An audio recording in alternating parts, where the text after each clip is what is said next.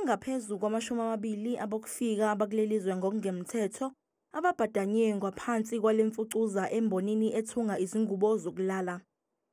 They were sleeping here, they are residing here, and if you get inside this building here, there is a small kitchen, there is a couch there, and there was a South African lady with 6 children that was also residing here, and we suspect that maybe it's that lady that cooks and provide food for these foreign nationals.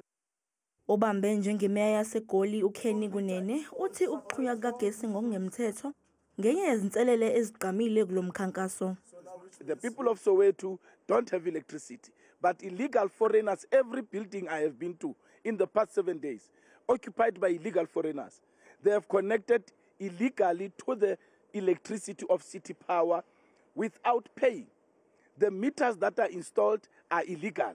Esinye sesisebenzi embonini ebhaka amakhekhe ese-industria sithi isimo abasebenza ngaphansi kwaso asisihle. So sikhola 600 from a Monday to Saturday, like I said.